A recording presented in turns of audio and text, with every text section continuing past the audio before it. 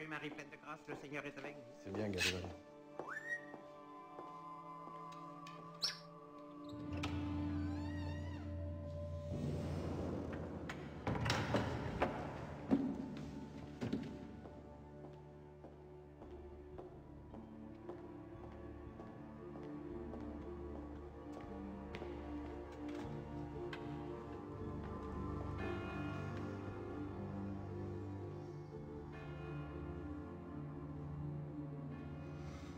C'est l'heure de passer à la caisse.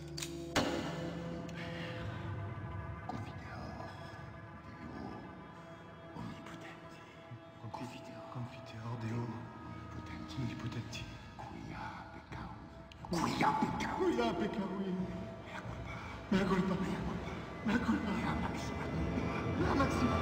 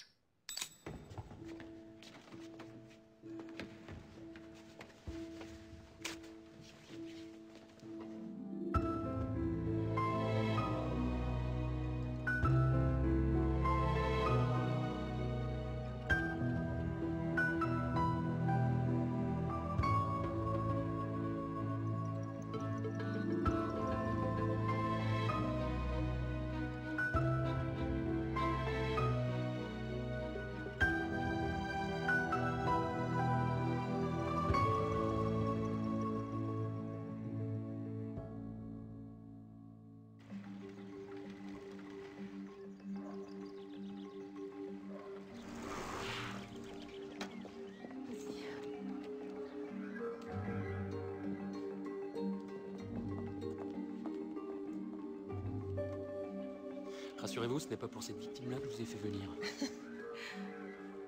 Il est beau ce Christ. Tout en bois. Travail du 17e. Le prêtre de la paroisse, Diego Mérida, tué d'une balle en pleine poitrine. Quelle horreur. Quelle raison quelqu'un pourrait avoir de tuer un prêtre? On a trouvé ça dans la main de la victime.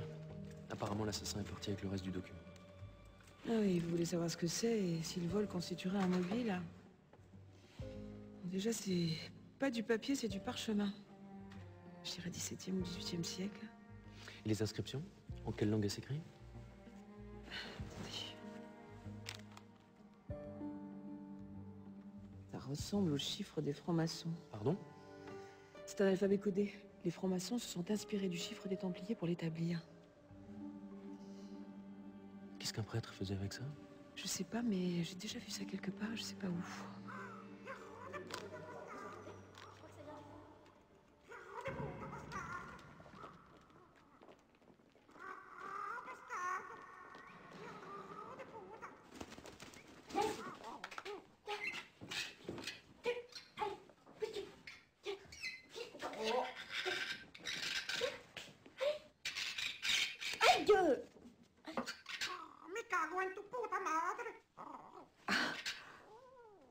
C'est de l'espagnol? Oui, je vous traduis pas, vous êtes trop bien élevé, ça va vous choquer. Je suis curieuse de savoir comment vous allez interroger votre témoin si vous parlez pas sa langue. Cabron. 2 juin 1754, 10 juillet 1620, 3 août 1425, 6 avril 1743. Tout ce qui précède le 21e siècle, c'est votre domaine, non? Pour une fois, le témoin est à vous. Enfin, si vous parvenez à le faire asseoir gentiment. Comme elle. C'est tout ce qu'il a trouvé comme témoin, Duplessis? Non, il est avec la paroissienne qui a découvert le corps du curé. Elle vient de passer 1 heure avec le portraitiste. Comment il s'appelle? Isabelle Doucet. C'est elle. Cela vous paraît assez ressemblant? Oui, c'est exactement lui. Je l'ai bien vu, il m'a bousculé quand je suis entrée dans l'église. Pauvre père Diego.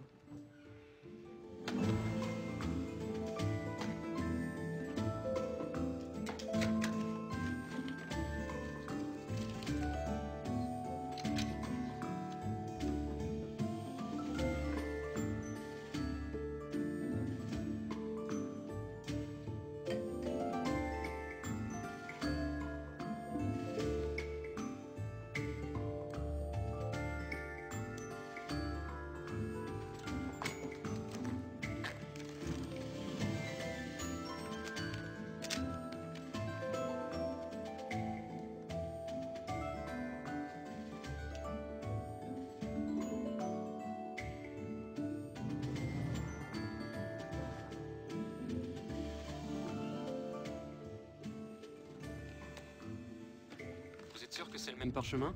Certaine. De quand date cet article? Mai 1982. L'homme qui possédait le parchemin à l'époque était chiffonnier. Il disait en avoir hérité. Comment s'appelait-il? À part Dédé, l'article ne précise rien de plus. Comment ce parchemin serait passé de ce Dédé à notre prêtre vénézuélien? Le journaliste qui a fait l'interview, il vit toujours? Henri Perbel? J'ai rendez-vous avec lui dans 1 heure. Une autre question, capitaine? Très bien, auxiliaire Laurent, bon travail.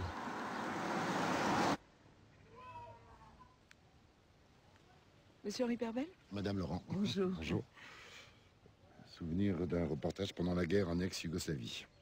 Une chance, je suis gaucher. Que voulez-vous savoir, Madame Laurent? Voilà. Il s'agit de cet article. Une de mes premières piges. L'homme dont vous parlez, vous ne mentionnez jamais son nom, seulement son surnom, Dédé. Comment s'appelait-il en réalité? J'ai jamais su. Il était plutôt parano. Genre très soucieux de son anonymat. J'ai même jamais su où il habitait. Il a refusé de faire l'interview chez lui.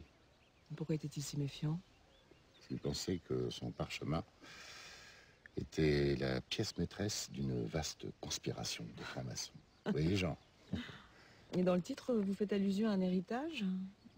Il aurait hérité de qui? Je m'en souviens plus, ça fait longtemps quand même. Je crois que c'était la famille, une cousine éloignée ou... Je suis désolé, je peux pas vous aider plus, là. Bible. Bible. Livre de liturgie. Missel. Encore livre de liturgie. Un peu folichonne, hein, les distractions de monsieur le curé. C'est étrange. Notre victime me fait une drôle d'impression. Ces perroquets, le morceau de parchemin.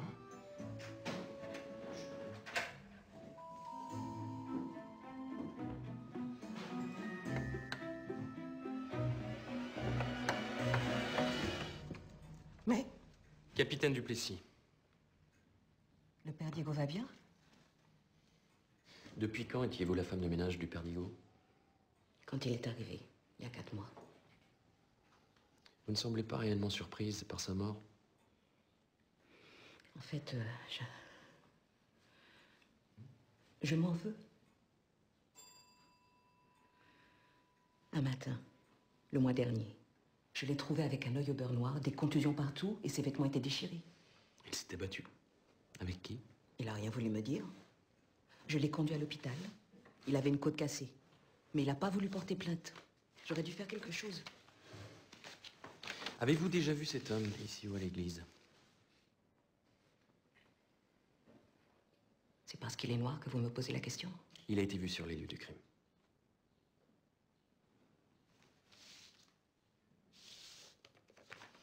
Quel genre d'homme était-ce, le père Diego? Je ne l'ai pas vraiment connu. Mais vous ne l'aimiez pas beaucoup. Je me trompe? Je ne veux pas dire de mal.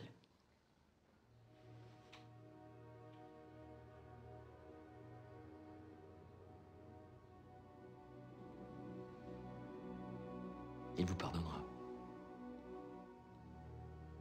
Il sait que vous êtes tenu de me répondre. Vous voyez ça? Je l'avais enlevé pour faire le ménage.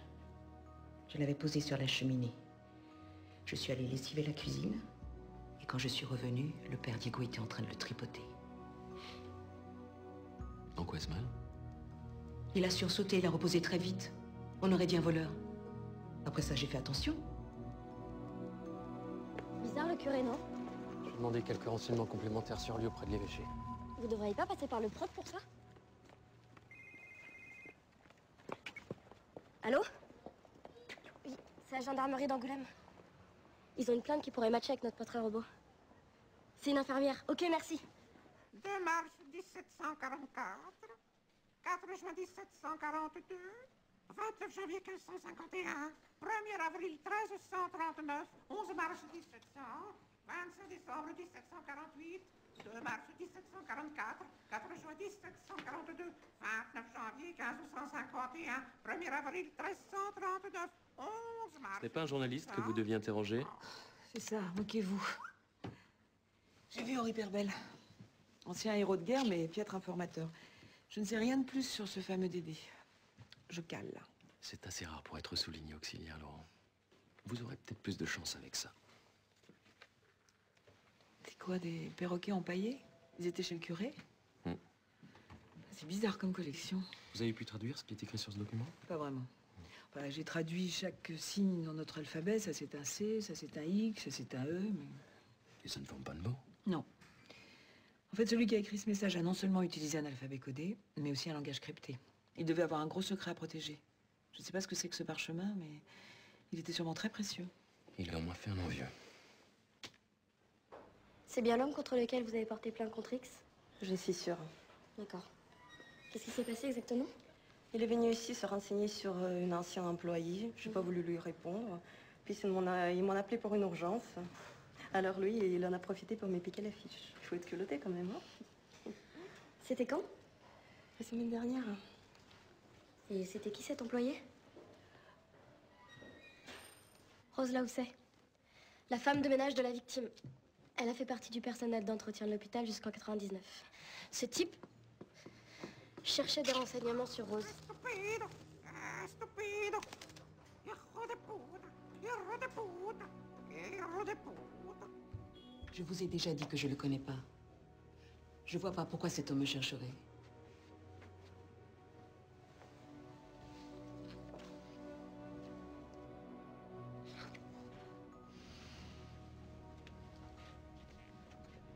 Qu'est-ce que c'est? J'espérais que vous pourriez m'aider. Est-ce que je suis soupçonnée de quelque chose? Que faisiez-vous hier entre 11 et 13 heures?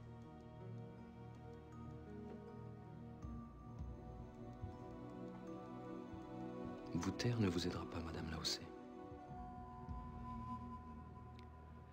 Je fais du repassage chez la famille Lambert à Saint-Gracieux, mais c'est pas déclaré. Est-ce qu'ils vont avoir des ennuis?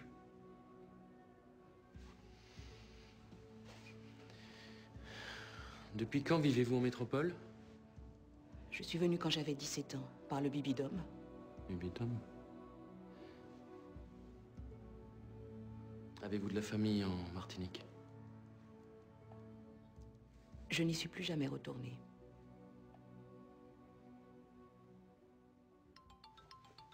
Excusez-moi. Margot?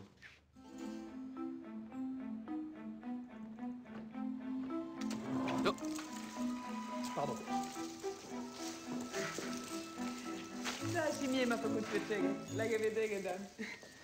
C'est incroyable, je viens de retrouver un vieux copain rouge. Tenez, une petite compilation d'animaux empaillés passés par des salles des ventes. Regardez, page 44. Ils ont été vendus aux enchères l'an dernier. C'est notre prêtre qui les a achetés? Je sais pas, mais ce qui m'a paru intéressant, c'est que la vente a eu lieu à la Martinique.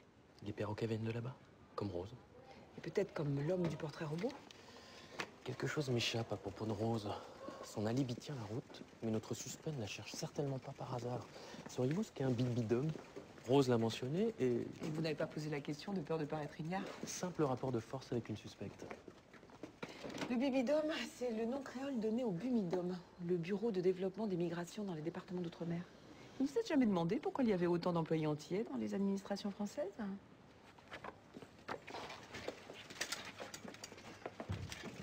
Le Bumidome a été créé en 1963 par le gouvernement de Gaulle. À l'époque, ça chauffait très fort dans les Antilles à cause du chômage. Alors on a fait venir les jeunes Antillais en métropole en leur promettant formation et emploi. J'ai encore chez moi les archives du Bumidome, si ça vous intéresse. Les archives d'un ministère? Est-ce bien légal? Oh, très bien, moi je disais ça comme ça, hein.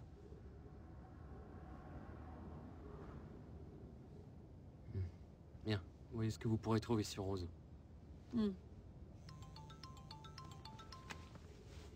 C'est Stavros. Je réponds? Oui? Allô? Dites-moi du précis, qu'est-ce que vous avez foutu là? Qu'est-ce que vous lui avez fait pour nous mettre dans cet état-là?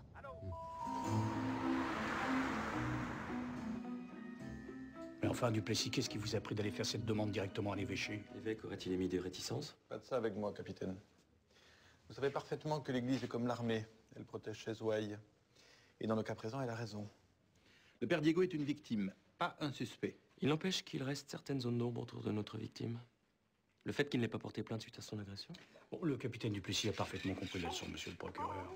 Oh oui, Diego, Diego. Oh oui, Diego, Diego. Oh oui, Diego. Oh oui, Diego. C'est pas ce qu'on peut appeler un acte de contrition. Hein.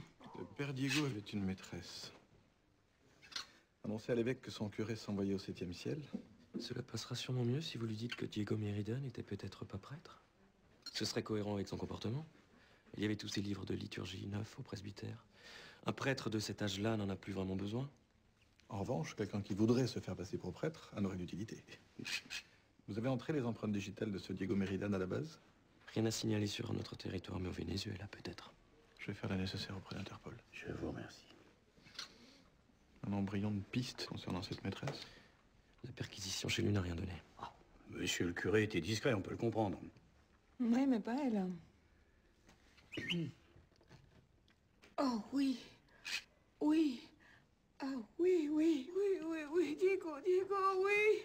Oui, Diego. Oui. Ah oui. Oui, oui. Ah oui, Diego. Diego. Ah. Je crois que Madame Laurent interroge son témoin. Ah oui.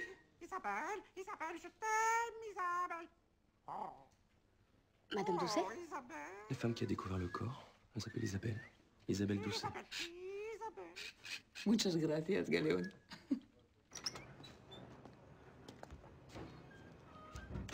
C'est vrai. On se voyait de temps en temps avec Diego. Un prêtre, ça ne vous a pas... Quand pouvons-nous reprendre cette conversation? Inutile. C'est pour la mort du curé? Oui. Je suis allé un peu lui casser la figure le mois dernier. Un peu, dites-vous, il avait une côte cassée. Je voulais pas. Je voulais découvrir qu'ils se voyaient tous les deux. J'ai vu rouge. Mais je l'ai pas tué, je vous le jure, capitaine. Où étiez-vous hier matin? Ici. J'étais de repos. Je suis chauffeur routier. J'étais avec lui. Quand je suis partie à l'église, il était en train de jardiner. Défendre votre mari est compréhensible, Madame Doucet, mais votre parole peut être mise en doute. Demandez à la voisine. Elle n'a rien d'autre à faire que de regarder ce qui se passe chez nous. Cette crise était derrière nous, capitaine, je vous le jure. Il n'avait plus aucune raison d'en vouloir à Diego.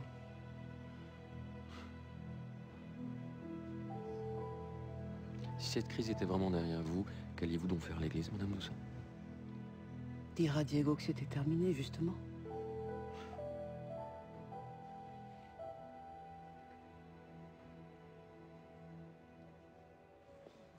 Georges Doucet semble hors de cause. Sa voisine l'a confirmé, il n'a pas bougé de son jardin. Et madame? Elle est partie de chez elle vers 11h. Elle a appelé la police pour signaler le crime à 12h17. Ah bah, ça lui donnait le temps d'aller à l'église et puis de flinguer le curé. Oui, si ce n'est que le patron du café d'en face a vu Madame Doucet entrer dans l'église à 12h15 précise. Ah, il a bouffé une pendule, votre témoin. Non, c'est juste que la cloche de l'église sonnait le quart. Au fait, le procureur a reçu des fax de Caracas. Vous aviez raison, le père Diego est prêtre comme moi, je suis dans ce venu. Il avait plusieurs cartes d'identité. Toutes fausses, j'imagine? Oui, sous des noms différents, mais c'est bien sa tête sur les photos. Et tenez-vous bien, il est recherché pour escroquerie au Brésil et au Venezuela. Les Brésiliens pensent qu'il est français et les Vénézuéliens pensent qu'il est italien. Bref, on ne sait absolument pas qui c'est. Non. Margot. Ah, Non, attention, malheureux, malheureux. Vos fesses. Vous auriez pu vous faire mal.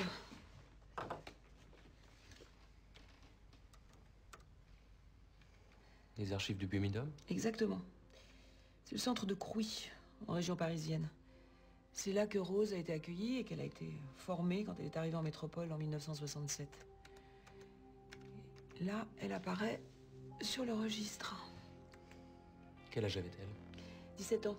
Et comme elle était mineure, elle a dû fournir au recruteur du Bumidum en Martinique une autorisation signée par son père, Aurélien Lahousset. Vous voyez comme l'écriture est enfantine? En fait, c'est elle qui l'a écrite.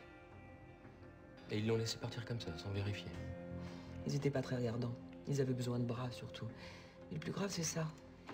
Rose avait un bébé. Sophie Lahousset, née de père inconnu. Rose est partie avec elle? Oh non, c'était interdit.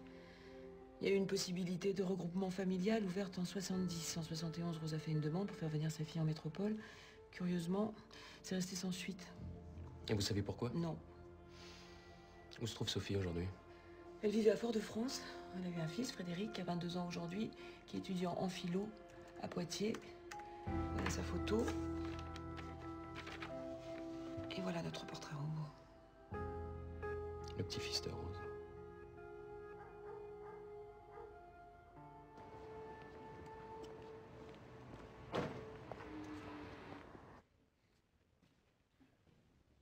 Moi, j'ai trouvé le prêtre mort l'autre jour. Je sais, j'aurais dû prévenir la police. Mais, je sais pas, enfin... Pourquoi tu veux venir à l'église? Je recherche ma grand-mère. Elle s'appelle Rose Laousset. À son ancien domicile, à Angoulême, ils m'ont dit qu'elle travaillait au presbytère de Saint-Gracieux. Alors j'y suis allé, j'y trouvais personne. Alors je suis allé me renseigner à l'église. Je voulais voir le curé. Mais vous l'avez trouvé mort. Rose Laousset. Vous la connaissez? Elle travaille bien au presbytère. Vous êtes mis en cause dans une affaire de crime et vous semblez ne vous préoccuper que de retrouver votre grand-mère. Je vous jure que c'est vrai.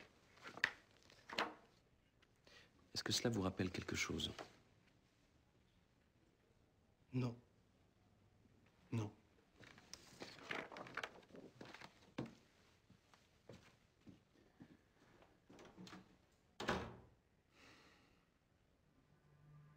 Il est sincère. Ouais, ou alors il est très malin. Concernant le parchemin, je suis d'accord avec vous. Il semblait sincère. Et pour le reste, il était si soulagé de pouvoir me débiter sa litanie sur sa grand-mère. Il y a certainement quelque chose qu'il ne veut pas dire. Reste à savoir si sa grand-mère a quelque chose à voir avec cette histoire. Confrontation. On y verra plus clair.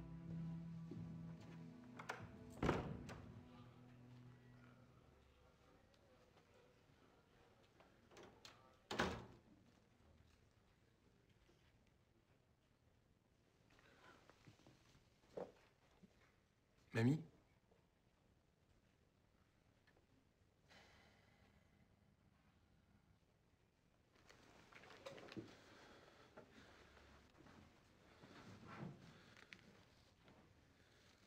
C'est la lettre que t'as envoyée à Aurélien, en 71, pour lui demander de faire venir maman.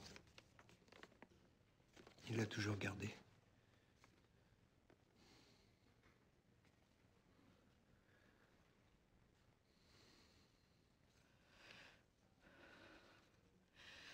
Tu es le fils de Sophie?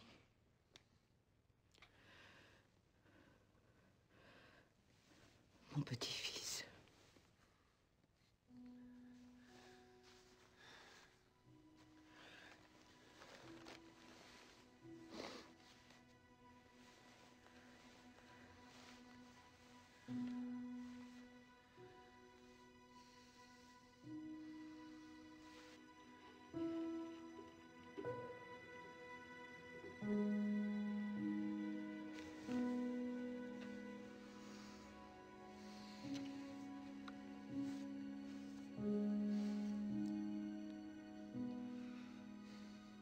Pourquoi Aurélien a refusé de t'envoyer maman?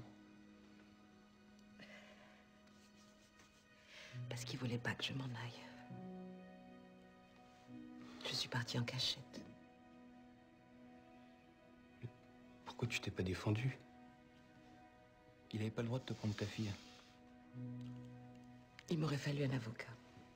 Et j'avais pas les moyens. Dans cette lettre, j'ai menti. Tu dis que t'es infirmière à l'hôpital des Saules. En réalité, j'étais fille de salle. Mais j'avais trop honte d'écrire ça à mon père. J'aurais bien aimé être infirmière, tu sais. C'est pour ça que j'ai cru ce que m'ont raconté les gens du Bibidome.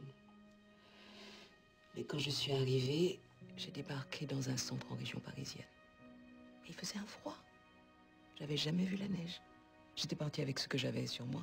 Ma robe pour le dimanche, un gilet en coton, et 50 francs que m'avait donné la voisine. Et à quoi il servait ce centre? On nous a appris à faire le ménage, la cuisine, à tenir une maison. Et un jour, des dames très chics sont venues. On nous a fait défiler, et elles choisissaient. C'est peut-être pas plus mal que Sophie soit restée avec mon père. Quelle vie elle aurait eue ici?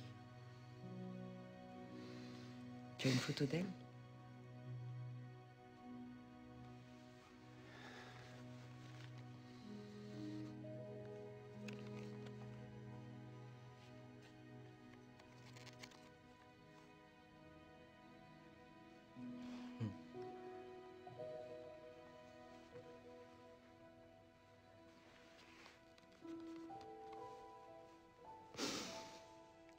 ressemble.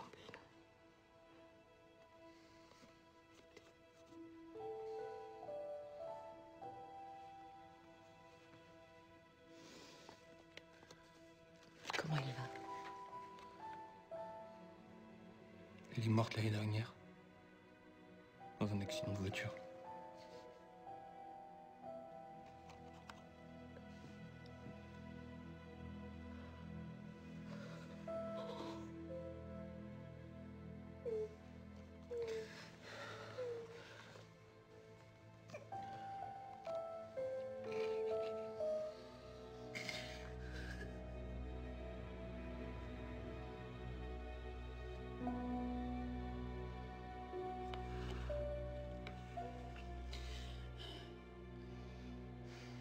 De toute évidence, ils ne s'étaient jamais vus.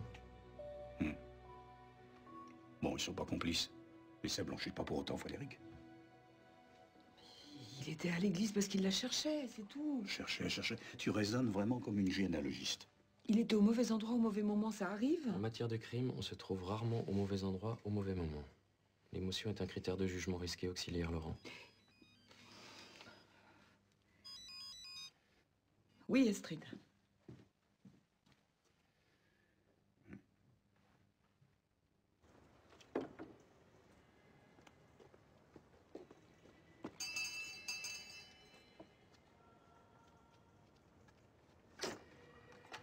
Bien. Ils ont été mis aux enchères suite au décès du dernier descendant d'une famille, les Mouchet. Et ce qui est curieux, c'est que depuis 1748, tous ces perroquets, jusqu'à Galione, ont appartenu à des membres de cette famille. La même famille depuis 2 siècles. Mais t'as quoi sur eux? La raison pour laquelle je t'ai fait venir. Le plus vieux Mouchet dont j'ai retrouvé la trace au XVIIIe siècle, Annabelle Mouchet, était marin et faisait partie de l'équipage de cet homme. Un corsaire. Jean Lassalle, qui l'a visé. Il opérait aux Caraïbes, il a été condamné à mort et pendu en 1748. Et depuis sa mort, court une légende. Il aurait caché un trésor et aurait laissé un document crypté permettant de le retrouver. Document crypté. Êtes-vous en train de nous dire que notre mystérieux parchemin serait ce document? Oui. Un trésor, ça fait des envieux. Et si notre curé était lancé à sa recherche, il avait peut-être un concurrent ou un complice. Comme je vois mal Frédéric ou sa grand-mère dans le rôle, à mon avis, notre assassin court toujours. Ah, nous y voilà. Tu nous demandes de croire au trésor de la visée parce que tu es toujours persuadé que Frédéric est innocent. Imbécile, imbécile. Il semble que notre ami ait des préjugés contre les esprits obtus. Il y a toujours un fond de vérité dans une légende. Et la visée était franc-maçon. Notre document serait codé avec leurs chiffres? Est-ce que vous avez le nom de l'acheteur qui a remporté les perroquets lors de la vente aux enchères? Oui, il s'appelle Antonio Riboli, il est italien. Seulement, j'ai rien pu trouver sur lui. Antonio Riboli?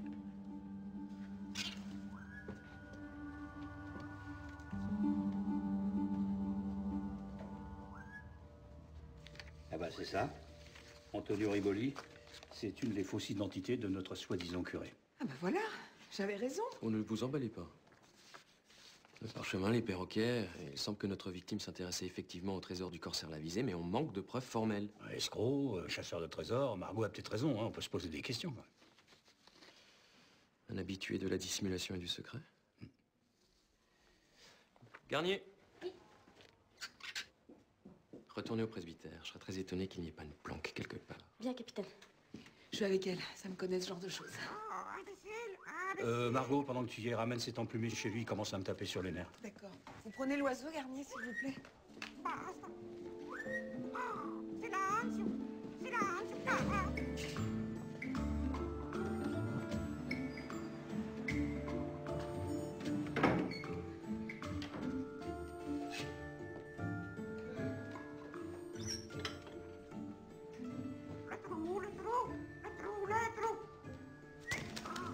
Vous ne cherchez pas?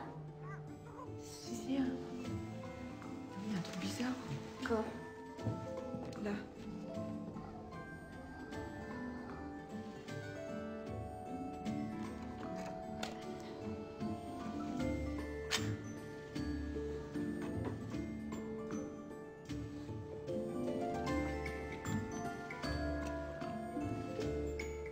Je sens quelque chose.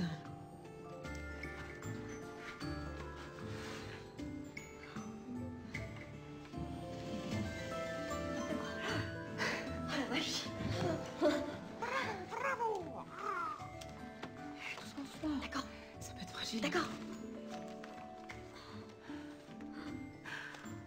Incroyable. Le parchemin entier. Ah, c'est incroyable. Incroyable. Du coup, on voit la signature. C'est même la seule chose qui ne soit pas cryptée. La visée. Ah, ça, alors, si c'est pas une preuve... Ouais, ça, le proc, il pourra pas la contester. Hein. Le problème, c'est qu'il pourra pas contester celle-là. Regardez. Frédéric est mal parti.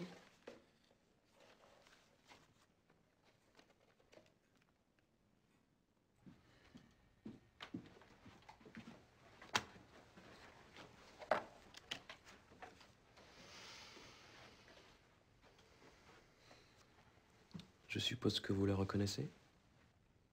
C'est la maison de mon arrière-grand-père, à Fort-de-France.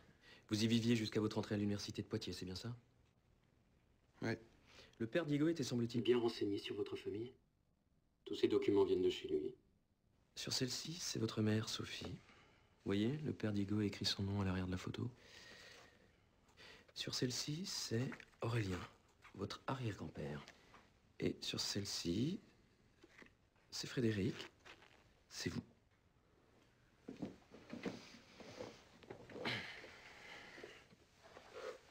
Vous le connaissiez? Ouais. Et la première fois que je l'ai vu, il n'était pas curé. Comment vous êtes-vous rencontrés? Ce type a débarqué un soir à la maison, l'an dernier. Et j'étais avec ma mère et mon arrière-grand-père. Et il nous a menacés avec un flingue. Que voulait-il? Il voulait un bijou. Je sais pas, il parlait d'un camé. J'ai rien compris. Tout ce que je sais, c'est que mon arrière-grand-père a fini par dire que c'était Rose qui l'avait. Et qu'elle travaillait à l'hôpital d'Angoulême. Et puis? C'est comme ça, devant ce dingue avec un flingue, que mon arrière-grand-père a fini par dire la vérité. Quelle vérité? Pendant plus de 40 ans, il a fait croire à ma mère que Rose était morte en la mettant au monde. Quand le type est reparti, ma mère était bouleversée. Elle s'est engueulée avec mon arrière-grand-père. Elle a pris la voiture. L'accident de voiture dans lequel elle a trouvé la mort? C'est ça.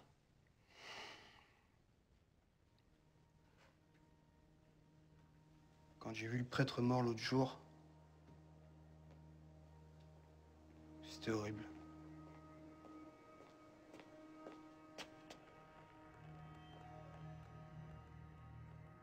Je me suis enfui parce que j'avais pas envie de dire à la police que... Que vous aviez des raisons de lui en vouloir. Ouais. Mais c'est pas moi qui l'ai tué. Je vous le jure. Basta, basta. Basta. Silenzio, silenzio, callate. Callate, callate. Callate. Callate, hombre, callate.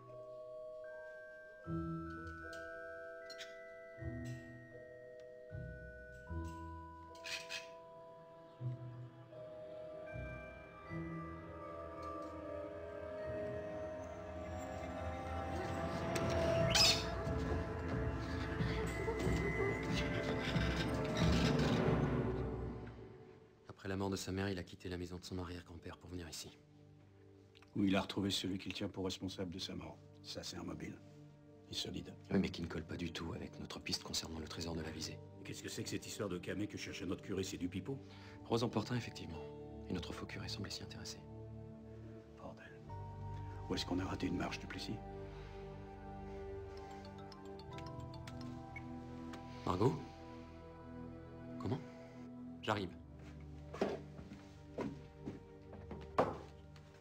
Buvez. Merci.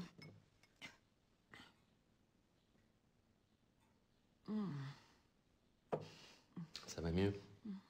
Oui. Et quelle heure? 6 heures. Vous avez fait un bon dodo. Éther. Oui, effectivement. Ça alors, Galéon a disparu. Ah bon? Bah oui, il était là. Apparemment, votre agresseur l'a enlevé. Mais pourquoi quelqu'un s'en prendrait à un perroquet? Oh, et puis ce truc-là que j'arrive pas à comprendre. J'ai essayé de traduire l'alphabet des francs-maçons. Ça donne quoi? Ben ça donne rien. Je crois que la seule explication, c'est que le corsaire l'a visé s'est servi d'une clé de codage particulière. Ce qui signifie? Ce qui signifie que sans cette clé, je ne peux pas comprendre ce message.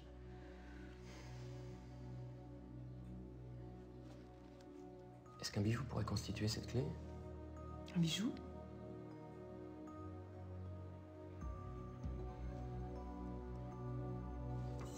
Je vois pas pourquoi le père...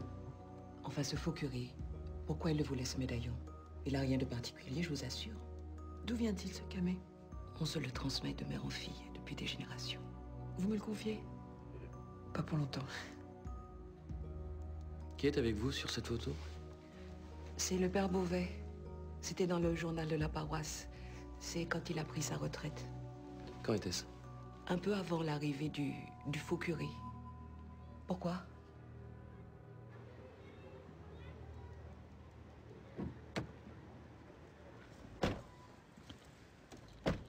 Si notre faux curé s'est fait embaucher comme prêtre de cette paroisse, c'est pour pouvoir approcher Rose. Parce qu'il voulait ce bijou. Oui, mais pourquoi?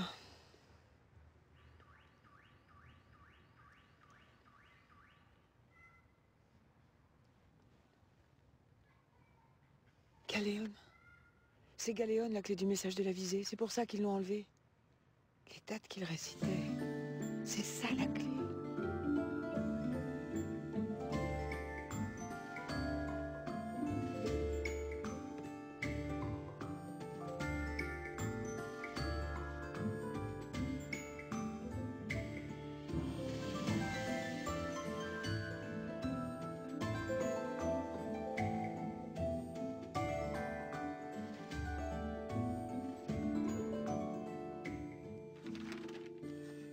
Mathématiquement possible, mais totalement invraisemblable.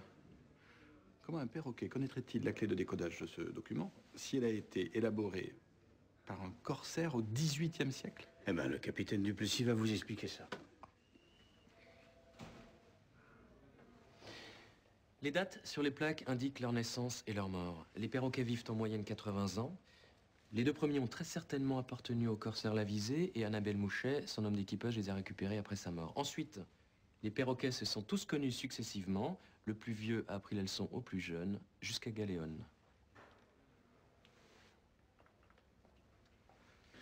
Alors, si je vous suis bien, de perroquet en perroquet, le secret de la visée aurait traversé le temps. Oui, c'est ce qu'on appelle la tradition orale. Ça peut paraître invraisemblable, mais ça colle parfaitement avec nos indices. Moi, je dis que ce faux curé n'a pas acheté ses perroquets pour rigoler, monsieur le procureur. N'oubliez pas, il possédait le parchemin. Bon, admettons. Ah.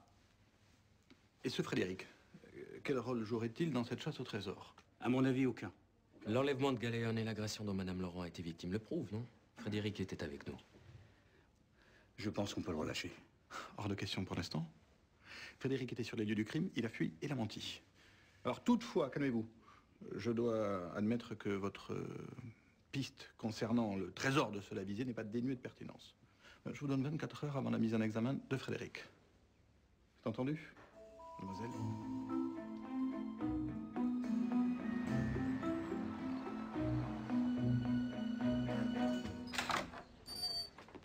Ardent et désirable, il brille comme toi la nuit. Quand vient ta bouche se poser contre moi? Bel accueil.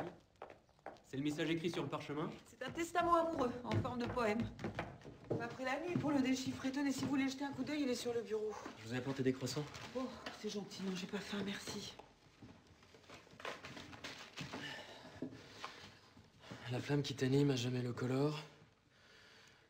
Garde mon cœur fidèle restera le trésor. Le secret que toi seul sauras trouver au cou où j'ai noué la tour. Ça fait allusion au trésor, au secret. Et la tour nouée au cou? Ça, je sais pas, mais j'ai appelé Astrid pour lui demander de creuser la piste du corsaire à la visée. Elle nous attend d'ailleurs. On y va?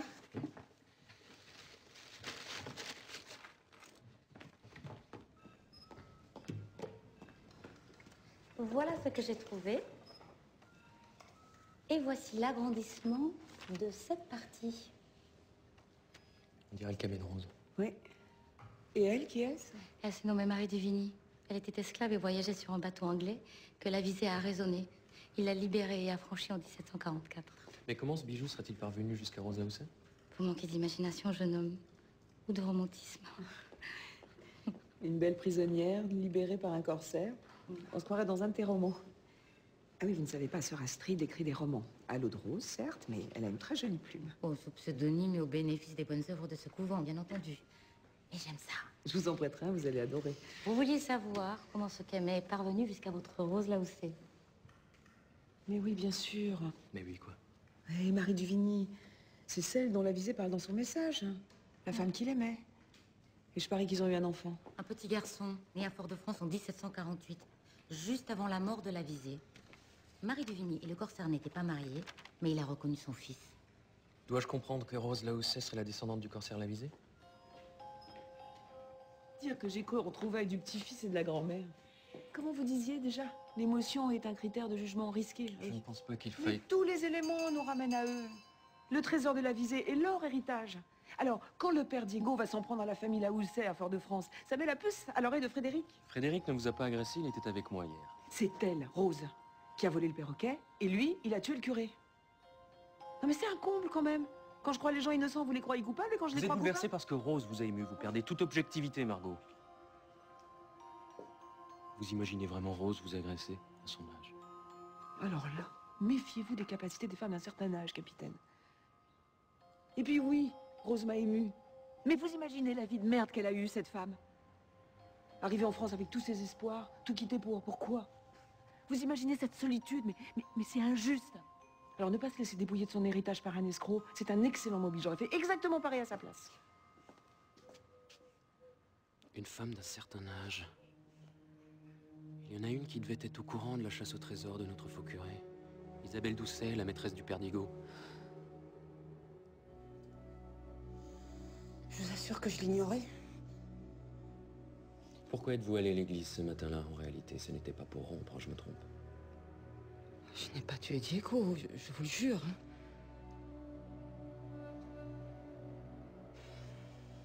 Je l'aimais.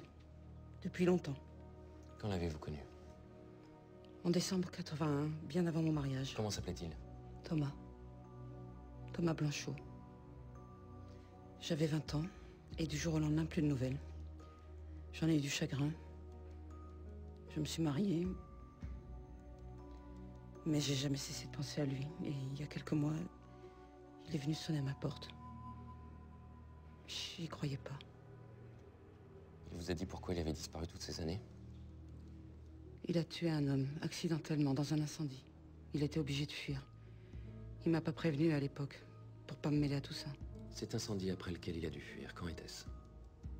Fin mai 82. Merci. Garnier. Oui? Vous le trouverez à cette adresse. Bien. Capitaine, figurez-vous que Rose Lahousset n'est pas la première femme de sa famille à se faire voler son héritage.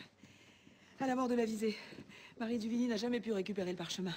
C'est Madame de Pimbourg, la sœur du corsaire, qui se l'est approprié. Et c'est par les Pimbourg que le fameux Dédé en a hérité. Dédé qui s'appelait en fait... André Françon. Il est mort dans l'incendie de sa maison en 82. J'ai récupéré le dossier de l'enquête qui avait été ouverte à l'époque. Il y avait eu un témoin. Il n'est pas mort dans l'incendie, mais depuis, il lui manque un bras.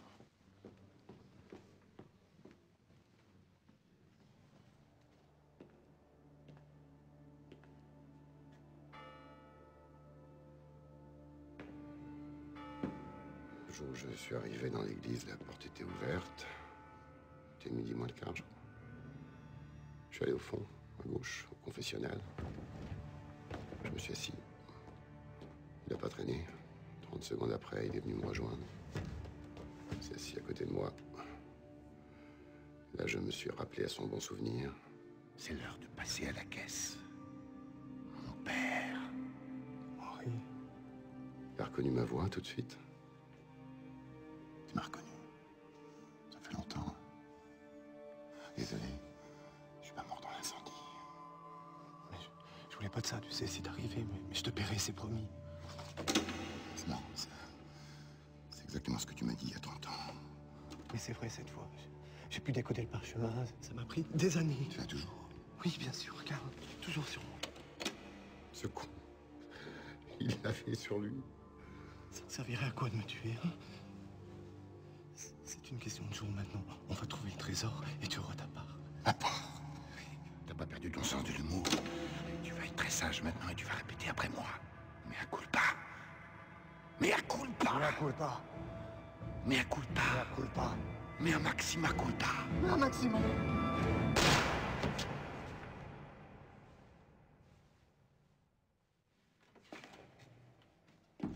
Et puis après, j'ai entendu quelqu'un. J'ai arraché arraché un morceau de parchemin. Je suis parti.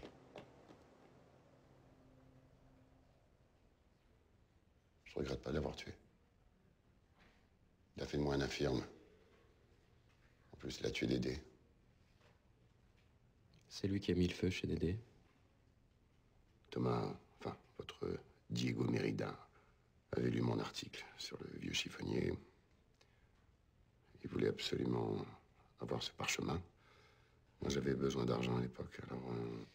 Vous avez accepté de lui présenter Dédé en échange d'une partie du trésor de la visée. Mais le vieux, il voulait pas vendre. Il était furieux. Thomas a insisté, le ton est monté. Ils se sont battus. Dédé a pris un tisonnier. Moi, j'ai voulu les séparer. J'ai pris un mauvais coup. Quand je suis revenu à moi, Dédé était par terre, mort.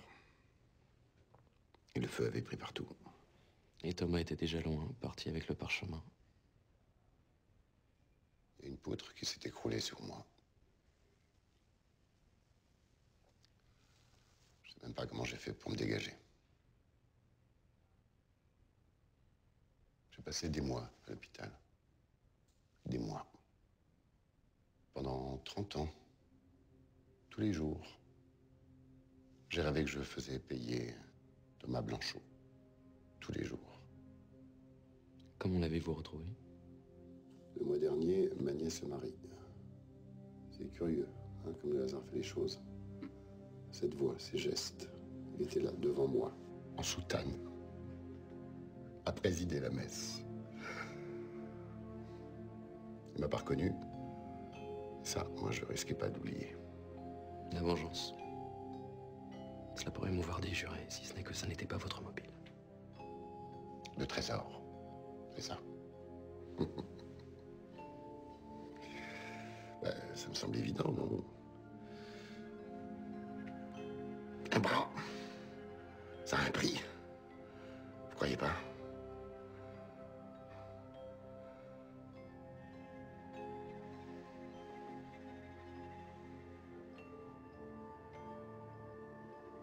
T'as eu de la chance. Il aurait pu te tuer.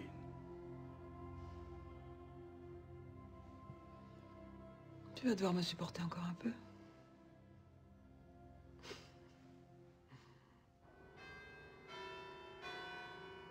Étrange affaire, hein?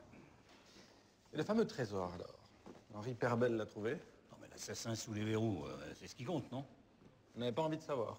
Margot a une idée. Voilà, ça devrait suffire pour une petite volaille. Secret que toi seul, connaissant mon amour, sauras trouver au cou où j'ai noué la tour, le camé. C'était le dernier indice qui mène au trésor. Et 1744, c'est l'année où Marie Duvigny a rencontré la visée. Bon, j'opère.